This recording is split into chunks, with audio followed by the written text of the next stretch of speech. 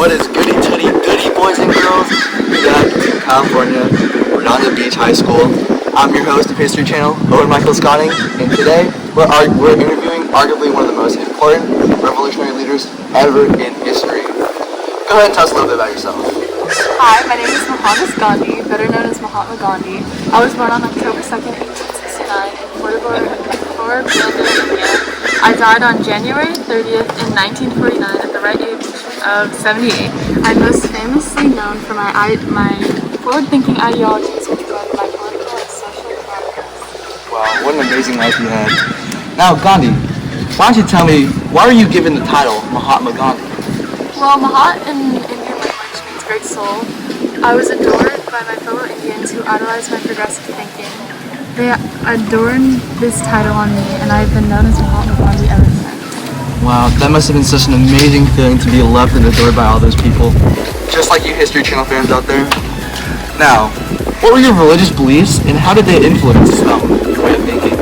Well, I grew up mainly worshiping the Hindu god Vishnu. This fell under Jainism, a religion strictly based on morals and anti-violence, which is mainly what I stood for. I have heavily associated myself with meditation and vegetarianism, as well as which I felt most pure, which was the most pure medicine to man. I had meat this diet for a majority of my life, and I joined the execution committee of the London Vegetarian Society as a result of it too. Wow, that's amazing. You know, you look like a pretty smart man. What are some of your greatest academic accomplishments? At first I attended Samaldas College, but only after one term I decided it wasn't for me. So about a year later, I packed up, moved to London to study law at UCL, the Faculty of Laws.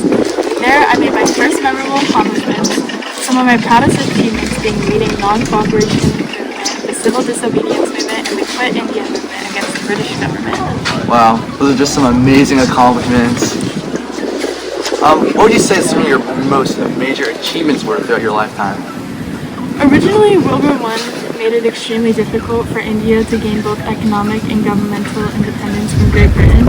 Unfortunately, my rebellious speeches and actions led to my being imprisoned several times, although I do not regret it.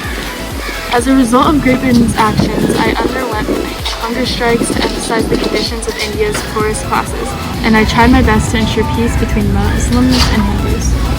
Wow, that is extremely brave of you to sacrifice your well-being for the good of your country. May I ask, just how did you win independence for India? Well, after many years of peaceful protests, campaigns, boycotts, and marches, I began to gain a nationwide following throughout the way of Sahara. It was able to gain a following because of the hope and determination of the people and doing what was best for our country. The biggest part of winning independence was not giving in after the backlash I got from British rule.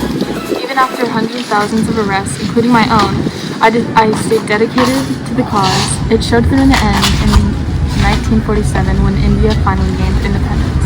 Wow, peaceful protests aren't a typical way to win independence, and that's just great that it worked out for you in the end. Considering all the accomplishments you've had in your long life, are there any regrets that you still have?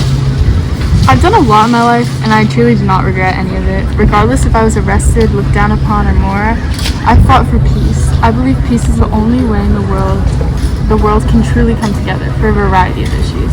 Despite British rule, I fought for what I stood for, and I'm proud of it. India gaining independence made my life worth living. Wow, that's just incredible. Well, I think that just about wraps up our interview with Mahatma Gandhi. Thank you so much for your time. And History Channel fans, if you want more interviews just like this, make sure to subscribe, like, comment, share, and we'll come up with the next one very, very soon!